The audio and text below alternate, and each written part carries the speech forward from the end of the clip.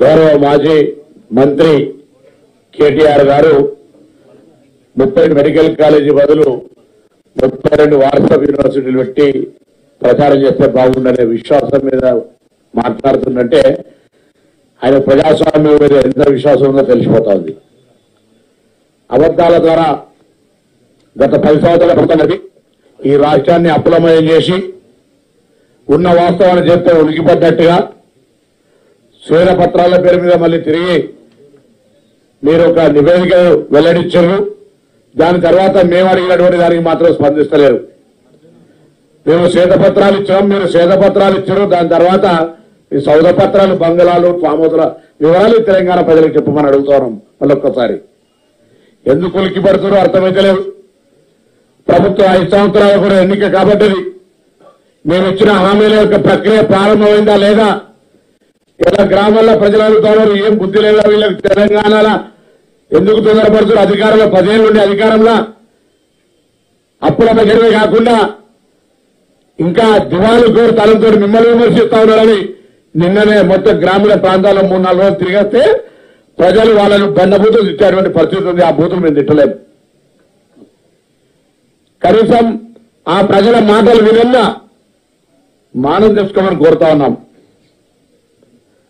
గ్రామీణ ప్రాంతాల నుంచి వచ్చిన మీ లాంగ్వేజ్ మీకేం అన్పార్లమెంటరీ కాదు, కానీ వాళ్ళు ఎక్కడ పోతా ఉన్నారు? మీరు అబద్దాల ద్వారా దుష్ప్రచారం చేసే స్థితికి ఎక్కడ దిగజారారంటే నైతిక విలువలకు కూడా తిలోదాకలిచ్చి రాజకీయ విలువలతో సంబంధం లేకుండా పూర్తిగా నైతిక విలువలకు తిలోదాకలిచ్చేటువంటి పరిస్థితి దిగజారు.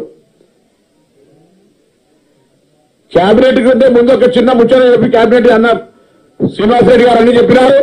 ఇప్పటికే 30,000 మంది పైన డాటా ఎంట్రీ ఆపరేటర్లు పెట్టి 1,05,00,000 డాటాలు ఎంట్రీ చేస్తా ఉంటుంటే దాదాపు 19 లక్షల ఇతర కేటగిరీ కింద అప్లికేషన్ వచ్చిన ఎంట్రీ చేస్తా ఉంటుంటే నిన్నటికి 30 రోజుల పేరు ఒక పత్రం రిలీజ్ చేసిన బుద్ధి లేని వాళ్ళు. ఏం తొందర వస్తుంది? 10 ఏళ్ళుగా మేము ఏదైనా మీ ప్రభుత్వ వైఫల్యము, ఎన్నికల హామీ, డబుల్ బెడ్రూమ్ కావచ్చు, ₹1,00,000 రుణమాఫీ కావచ్చు, నిరుద్యోగ వృత్తి కావచ్చు, ఏదైనా అడగడానికి నువ్వు ఇచ్చిన హామీలు అమలు కాలేదని అడగడానికి కూడా అవకాశం ఇవ్వకపోతే మేము ధర్నా చౌక్ ఓపెన్ చేసినాము.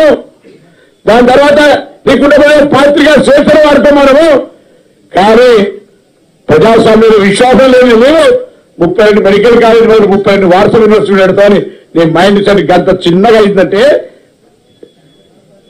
రాజకీయాల 10 సంవత్సరాలు ఏం మంత్రిగా నిర్వహించినా నాకైతే అర్థం కాలేదు. గతంలో 5 సంవత్సరాలు మేము పార్లమెంట్ సభ్యుడిగా, నాతో శాసనసభ్యుడిగా ఉండే, అప్పుడు ఇట్లా లేకుండే. ఏదైనా చెప్తే వినే పరిస్థితి ఉండే. దాని తర్వాత అధికారం మీద కూడా ఏం మాట్లాడుతున్నా అర్థం కాదు. అధికారం పోయాక పూర్తిగా మాలేగారు ఇట్లా కూర్చుకున్నారు. ఈ పెద్ద ప్రగతి భవన్ ఇలా సెక్రటరీ ఇల్లు ఎట్లా కూర్చుంటారు? ఇంత జనం వస్తుంటే సామాన్యులు ఇక్కడికి వస్తూ ఉంటుంటే చూసి ఊరలేకపోతా ఉన్నట్టు. మళ్ళీ